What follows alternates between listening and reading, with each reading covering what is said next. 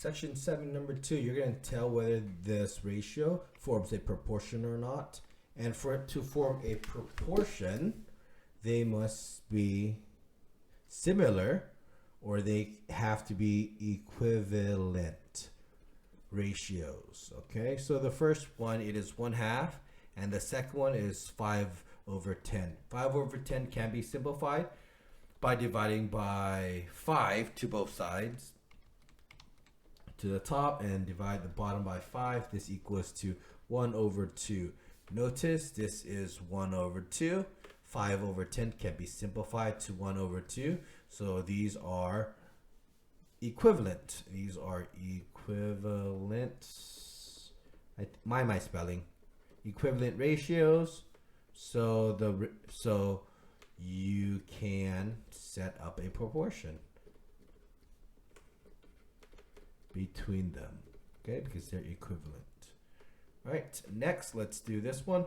4/6 can't be simplified. This is divided by 2. This divided by 2 becomes 2/3. Next one, 18/24. Looks like I think 6 goes into both. All right, so 18 divided by 6, it is 3, and 24 divided by 6, which is 4. Notice this is 2/3 and this is 3/4. These are not equivalent. So no proportion can be set up.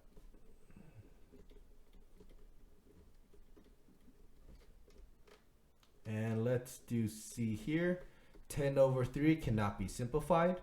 We have 5/6 cannot be simplified.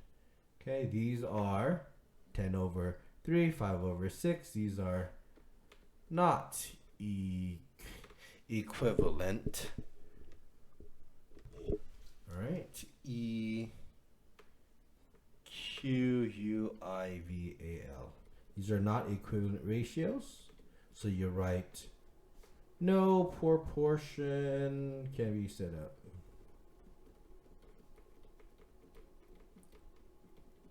And the next one, 25/20, we can divide the top by 5, the bottom also by 5.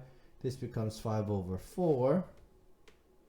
Next one, 15/12, we can divide the top by 3 and the bottom also by 3, getting us 5/4.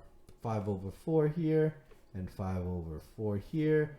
So we say these are equivalent ratios, and this allows us to, yes, to setting up in a proportion. All right, there you go. That is how you determine if you can set up a proportion or not, right? To see if they are equivalent ratios with the same scale factor.